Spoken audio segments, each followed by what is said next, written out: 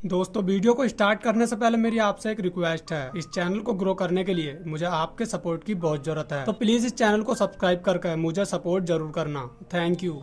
कहानी की शुरुआत में हमें एक लैब का सीन दिखाया जाता है, जहाँ कुछ डॉक्टर नगाई नाम के एक लड़के पर कुछ एक्सपेरिमेंट कर रहे होते हैं, क्योंकि नगाई एक खतरनाक एक्सीडेंट होने के बाद भी सही सलामत जिंदा बच गया है। इस एक्सपेरिमेंट में डॉक्टर नगाई के हाथ और पैर को काटने वाले हैं, क्योंकि उन्हें लगता है कि नगाई एक अजिन है। दरअसल अजिन एक प्रकार का क्रिएचर है जो कि कभी भी नहीं मरता, और इतना ही नहीं, जो व्यक्ति अजिन होता है, अगर उसके शरीर के किसी भी अंग को काट दिया जाए तो वह उस अंग को दोबारा से रिकवर कर लेता है। यही कारण है कि अजिन घायल होने के बाद भी नहीं मरता। अब इसी चीज का टेस्ट करने के लिए डॉक्टर नगाई के एक हाथ और पैर को काट देते हैं। तभी नगाई अपने उस दिन को याद करता है जिस दिन उसका एक ट्रक से एक्सीडेंट हो गया था और वह बुरी तरह से घायल हो गया था। इसी दौरान उसके शरीर से एक ब्लैक कलर की स्पिरिट निकली थी, जो कि असल में अजिन ही थी, जिससे हमें ये पता चलता है कि नगाई रियल में एक अजिन है। खैर, इसके बाद उसके हाथ पैर भी रिकवर हो जाते हैं और डॉक्टर को भी पता चल जाता है कि नगाई एक अजिन है। इसके बाद टीवी पर हमें एक न्यूज को दिखाया जाता है, जिसमें बताया जाता है कि नगाई एक अजिन है और 26 साल पहले भी साउथ अफ्रीका में एक अजिन पाया गया था, जिसके बाद अब तक दुनिया में सिर्फ 46 ही अजिन थे और नगाई भी उन्हीं में से एक है, और इसीलिए गवर्नमेंट उसे अपने अंडर में ले लेती है। तभी हम देखते हैं कि एक आदमी जिसका नाम साटो होता है, वो अपने साथियों के साथ उस एक्सपेरिमेंट लैब पर अटैक कर देता है, जिसके बाद हमें पता चलता है कि साटो भी एक अजिन है और यहाँ वह नगाई को इस लैब से आजाद करने के लिए आया है। इसके साथ ही वह एक्सपेरिमेंट लैब के हेड तोसाकी को वार्निंग भी देता है, जिसके बाद तोसाकी उसे रोकने के लिए अपने गार्ड्स को भेजता है, जिसके बाद साटो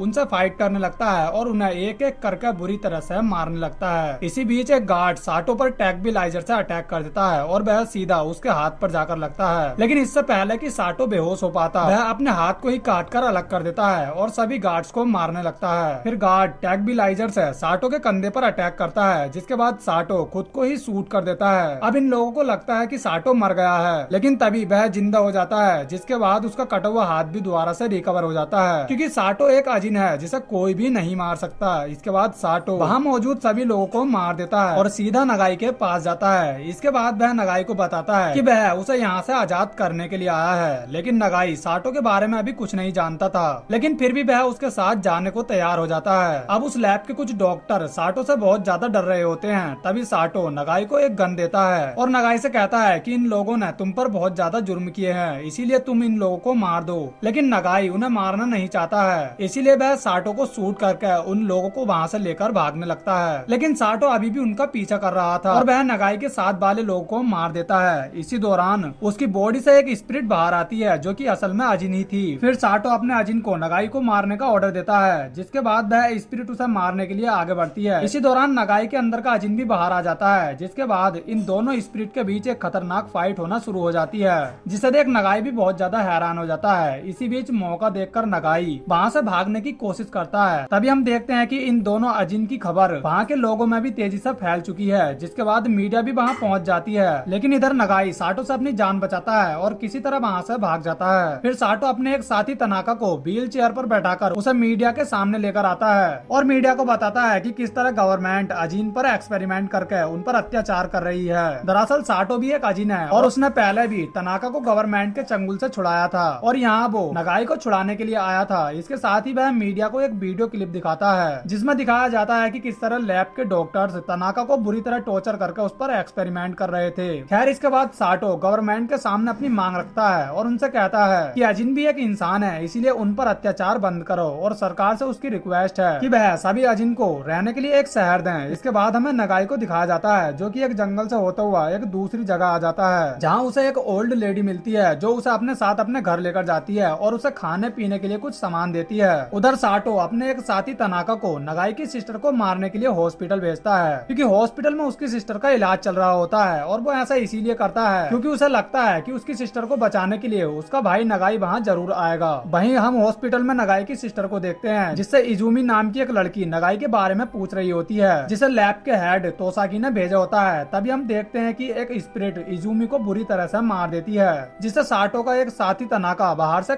कंट्रोल कर रहा होता है। लेकिन तभी इजुमी भी जिंदा होकर खड़ी हो जाती है, जिससे हमें पता चलता है कि इजुमी भी एक अजिन है। इसके बाद वह अपनी स्पिरिट को अपनी बॉडी से बाहर निकालती है और उससे तनाका के घोस्ट को मारने के लिए कहती है, जिसके बाद इन दोनों स्पिरिट के बीच एक खतरनाक फाइट होने लगती है। लेकिन तनाका बाहर से अपनी स्पिरिट को ठीक से कंट्रोल नहीं कर पाता, इसीलिए वह इजुमी को मारने के लिए हॉस्पिटल के अंदर आ जाता है। लेकिन तभी वहाँ पर बहुत सारे लोग आ जाते हैं, इसीलिए तनाका इजुमी को नहीं मार पाता और वह वहाँ से चला जाता है। अब यहाँ जो कुछ भी हुआ उस सब के बारे में नगाई को भी पता चल जाता है, क्योंकि उसके अजिन ने ये सब अपनी पावर के जरिए पता लगाकर उसे बताया था। इसके बाद नगाई अपनी सिस्टर से मिलता है, जिसके बाद उसकी सिस्टर जो कुछ भी हुआ उसके बारे में नगाई को बताती है। वहीं अब दूसरी तरफ साटो एक वीडियो क्लिप जारी करता है, जिसमें वह कहता है कि 5 दिन बीत चुके हैं, लेकिन सरकार ने उसकी किसी भी मांग को पूरा नहीं किया है और न ही उसकी किसी बात का जवाब दिया है। और अगर सरकार ने आने वाली 25 तारीख तक उसकी मांग को पूरा नहीं किया तो वह बाकी अजिन के साथ मिलकर पूरे शहर को बर्बाद कर देगा और इसके साथ ही वह गवर्नमेंट ऑफिस को भी डिस्ट्रॉय कर देगा, जिसका हेड तोसाकी होता है। इसके बाद हम नगाई को देखते हैं, जो कि साटो के अजिन से लड़ने के लिए खुद की स्पिरिट और खुद को ट्रेन कर रहा होता है। इसके बाद अब 25 तारीख भी आ जाती है और तोसाकी की पूरी टीम इस बात से बहुत ज्यादा घबरा रही होती है कि कहीं साटो रियल में उन पर अटैक न कर दे। अब यही सब देखने के लिए मीडिया भी उनकी बिल्डिंग के बाहर आकर खड़ी हो जाती है। तभी एक प्लेन उनकी बिल्डिंग से टकराकर क्रैश हो जाता है, जिससे पूरी बिल्डिंग डिस्ट्रॉय हो जाती है, जिसे देख सभी लोग इधर उधर भागने लगते हैं। दरअसल वह अटैक साटो ने ही किया होता है और वह शहर में तबाही मचाने के लिए अपने कुछ साथी अजिन को भी लाया होता है। तभी वहाँ पर पुलिस फोर्स आ जाती है और साटो पर लगातार गोलियों से फायर करने लगती है, ताकि साटो को रिकवर होने का टाइम ही ना मिले। तभी तनाका उन पुलिस वालों पर फायर करने लगता है, जिससे साटो को रिकवर होने का टाइम मिल जाता है। जिसके बाद वह एक एक करके सभी पुलिस वालों को मार देता है। इसके बाद वह तोसाकी और वहाँ की गवर्नमेंट को एक मैसेज देता है कि अगर 20 दिन के अंदर अंदर उन्होंने टोक्यो सिटी को खाली नहीं किया तो वह उस पूरे शहर में पॉइजन गैस को रिलीज कर देगा, जिससे यहाँ के सभी लोग मारे जाएंगे। दरअसल साटो ऐसा इसीलिए करना चाहता है ताकि सरकार अजिन लोगों के लिए एक शहर दे सके जहाँ उनके खुद के कुछ ह्यूमन राइट्स हो। दूसरी तरफ हम ओल्ड लेडी के घर के बाहर कुछ लोगों को देखते हैं, जो कि बहुत ज्यादा गुस्से में होते हैं, क्योंकि उन्हें पता चला है कि ओल्ड लेडी ने अपने घर में अजिन को छुपा कर रखा है। अब ये देख नगाई बहुत ज्यादा घबरा जाता है और अपनी सिस्टर को लेकर वहाँ से निकल जाता है, क्योंकि वह भी उसके साथ ही थी। वहीं दूसरी तरफ तोसाकी साटो की बात मान लेता है और वह अजिन्स को टोक्यो सिटी को छोड़कर एक अलग सिटी देने का वादा करता है। लेकिन अब साटो उसके ऑफर को रिजेक्ट कर देता है और कहता है कि अब उसे टोक्यो सिटी के अलावा कोई दूसरा शहर नहीं चाहिए। यह सुनकर तोसाकी बहुत ज्यादा घबरा जाता है, क्योंकि उसे अब टोक्यो सिटी के बर्बाद होने की चिंता सताने लगती है। खैर इसके बाद तोसाकी से मिलने के लिए नगाई आता है और वह उससे डील करता है कि वह साटो को रोकने में उनकी हेल्प करेगा, लेकिन बदले में उसे उसकी सिस्टर की प्रोटेक्शन चाहिए, क्योंकि उसकी सिस्टर भी एक अजिन ही थी और उसे बाकी अजिन से खतरा हो सकता है। अब यहाँ तोसाकी नगाई की बात को मान लेता है, जिसके बाद तोसाकी और नगाई साटो को रोकने के लिए एक प्लान बनाते हैं, जहाँ तोसाकी अपनी टीम को बताता है कि हमें किसी भी तरह साटो को पॉइजन गैस चुराने से रोकना होगा, वरना वह पूरी सिटी को बर्बाद कर देगा।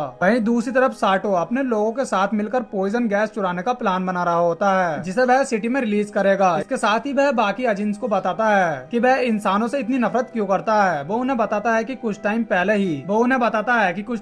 ही उसने तनाका को इंसानों की कैद से छुड़ाया था, जिस पर डॉक्टर्स ने लगभग 2 साल तक खतरनाक एक्सपेरिमेंट करके उसे टॉर्चर किया था और लगभग 20 सालों तक साटो भी उनकी कैद में रहा था। लेकिन जब से वह आजाद हुआ है तब से वह इंसानों से नफरत करता है और वह उनसे बदला लेना चाहता है और वह सभी अजिन्स को इंसानों से सेव करना चाहता है। दूसरी तरफ तोसाकी सभी लोगों को लेकर उस बिल्डिंग में पहुंच जाता है जहां पॉइजन गैस रखी होती है, ताकि वह साटो को रोक सके। तभी साटो का एक आदमी व्हील चेयर पर बैठकर उस बिल्डिंग के अंदर एंटर करता है, जो कि असल में एक हैकर था और वह उनके पूरे सिस्टम को हैक कर लेता है। इसी बीच साटो के लोग भी उस बिल्डिंग में आ जाते हैं और वहाँ के सिक्योरिटी गार्ड को मारने लगते हैं और पॉइजन गैस की तरफ बढ़ने लगते हैं। अब यहाँ नगाई भी होता है, जो कि समझ जाता है कि साटो अपनी टीम के साथ नहीं है, इसीलिए उसने कोई दूसरा प्लान जरूर बनाया होगा। अब नगाई अपने अजिन को साटो को ढूंढने के लिए भेजता है, तभी उसे साटो का हैकर मिलता है, जिसे वह तोसाकी के हवाले कर देता है। अब नगाई अपने अजिन को एक वेंटिलेटर के जरिए दूसरे रूम में भेजता है जहाँ साटो के लोग होते हैं। इसके बाद नगाई का अजिन उस पूरे रूम में अंधेरा कर देता है और तोसाकी के सिक्योरिटी गार्ड बाकी अजिन को बेहोश कर देते हैं। वहीं दूसरी तरफ हम साटो को देखते हैं, जो कि खुद को मारने के लिए एक मशीन के ऊपर चढ़ जाता है। दरअसल वह खुद को इसीलिए मारना चाहता है क्योंकि उसने पहले ही तोसाकी की बिल्डिंग में अपने एक हाथ को काट कर पहुंचा दिया है और अब जैसे ही साटो खुद को खत्म करेगा तब उसका हाथ उसकी पूरी बॉडी को रिजनरेट कर लेगा, जिससे साटो सीधा उस बिल्डिंग के अंदर पहुंच जाएगा। खैर अब साटो खुद को मारकर सीधा उस बिल्डिंग में टेलीपोर्ट हो जाता है और बिल्डिंग के लोगों को मारने लगता है। इसके बाद वह एक एक करके वहाँ के सभी लोगों को मार देता है और तनाको को लेकर पॉइजन गैस तक पहुंच जाता जाता है। इसके बाद वह उस गैस को चुरा लेते हैं, लेकिन साटो उस गैस को सिटी में रिलीज नहीं करता और नगाई को फोन करके कहता है कि अगर वह टोक्यो सिटी को बर्बाद होने से बचाना चाहता है तो वह उनसे फाइट करके टोक्यो सिटी को बचा सकता है। यानी कि यहाँ साटो नगाई को खुद से फाइट करने के लिए चैलेंज करता है, जिसके बाद नगाई सीधा इनके पास आता है क्योंकि उसे टोक्यो सिटी को बर्बाद होने से बचाना है। अब साटो और नगाई के बीच एक खतरनाक फाइट होने लगती है। इसी बीच हम इन दोनों की स्पिरिट को भी यानी कि अजिन को भी एक दूसरे से लड़ते हुए देखते हैं। वहीं दूसरी तरफ तनाका तोसाकी को मारने के लिए जाता है, लेकिन इससे पहले कि वो उसे मार पाता ठीक समय पर वहाँ पर इजुमी आ जाती है और इन दोनों के बीच भी खतरनाक फाइट होने लगती है